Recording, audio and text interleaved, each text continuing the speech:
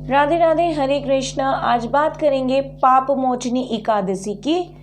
चैत्र मास के कृष्ण पक्ष की एकादशी को पाप मोचनी एकादशी कहते हैं। इसके व्रत के प्रभाव से मनुष्य के सभी पापों का नाश हो जाता है।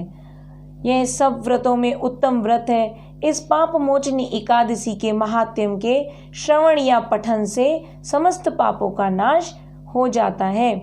एक समय देव ऋषि नारद जी ने जगत पिता ब्रह्मा जी से कहा, महाराज आप मुझे चैत्र मास के कृष्ण पक्ष की एकादशी का विधान कहिए। ब्रह्मा जी कहने लगे कि हे नारद, चैत्र मास की कृष्ण पक्ष की एकादशी को पाप मोचनी एकादशी के रूप में मनाया जाता है। इस दिन भगवान विष्णु का पूजन किया जाता है। इसकी कथा के अनुसार प्राचीन समय में चित्ररथ नामक एक रमणीक वन था। इस वन में देवराज इंद्र गंधर्व कन्याओं के साथ देवताओं सहित स्वच्छंद विहार किया करते थे। एक बार मेधावी नामक ऋषि भी वहां तपस्या कर रहे थे। वे ऋषि शिव उपासक तथा अप्सराएं शिव द्रोहिणी अनंगदासी थी। एक बार कामदेव ने मुनि का तप भंग करने के लिए उनके पास मंजू घोष नामक अप्सरा को भेजा। युवावस्था वाले मुनि अप्सरा के हाव भाव, नृत्य, गीत तथा कटाक्षों पर काम मोहित हो गए।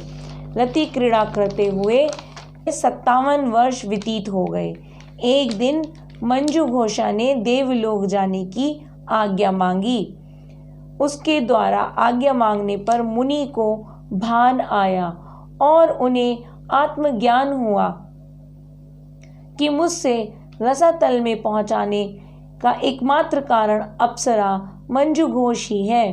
क्रोधित होकर उन्होंने मंजू घोषा को पिशाचनी होने का श्राप दे दिया।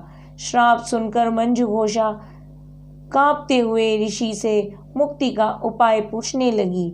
तब मुनिश्री ने पाप मोचनी एकादशी का व्रत रखने को कहा और अप्सरा को मुक्ति का उपाय बताकर पिता चैवन के आश्रम में चले गए। पुत्र के मुख से श्राप देने की बात सुनकर चैवन ऋषि ने पुत्र की घोर निंदा की तथा उन्हें पाप मोचनी चैत्र कृष्ण एकादशी का व्रत करने की आज्ञा दी। व्रत के प्रभाव से मंजू घोष अप्सरा पिशाचनी देह से मुक्त होकर देवलोक को चली गई। अतः हे नारद, जो कोई मनुष्य विधि पूर्वक इस व्रत को करेगा उसके सारे पाप मुक्त होना निश्चित है। और जो कोई इस व्रत के महात्म्य को पढ़ता और सुनता है उसके भी सारे संकटों की मुक्ति हो जाती है। तो इसलिए आप पाप मोचनी एकादशी का व्रत कीजिए। और व्रत का संकल्प लेना पड़ता है। सुबह जल्दी उठकर स्नान आदि करके आप जल हाथ में लेकर संकल्प लीजिए, भगवान से प्रार्थना कीजिए कि वो आपके व्रत को सफल करें और पूर्ण करने में सहायता करें। पूरा दिन आपने व्रत रखना है। ये फलहारी व्रत होता है। इसमें आपने अन्न ग्रहण नहीं करना है, क्योंकि कहते हैं एकादशी के दिन अन्न में पाप छुप जाते हैं और यदि हम अन्न ग्रहण करते हैं तो उसके साथ हम पापों को भी ग्रहण करते हैं। इसलिए उस दिन फलहारी व्रत रखते हैं। फल ग्रहण कर सकते हैं और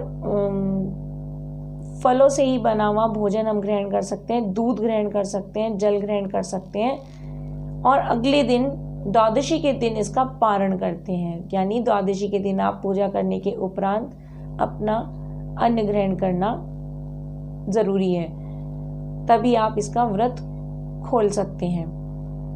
तो इस प्रकार से आप एकादशी का व्रत कीजिए।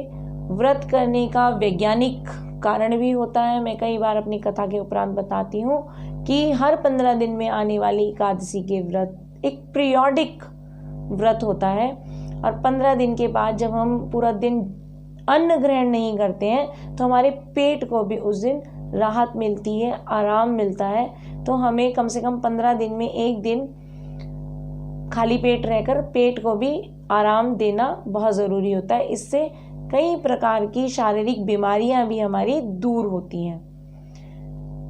इसलिए एकादशी के व्रत को यदि आप वैज्ञानिक तौर से भी देखें और करें तो इसके आपको बहुत फायदे होते हैं। साथ ही साथ हमारे पापों से भी हमें मुक्ति मिलती जाती है। और इस दिन आप विष्णु जी की पूजा कीजिए। हरे कृष्ण महामंत्र का जितना ज़्यादा से ज़्यादा आप मंत्र जाप कर सकते हैं तो मंत्र जाप कीजिए। इसी के साथ राधे राधे, हरे कृष्ण, हरि बोल।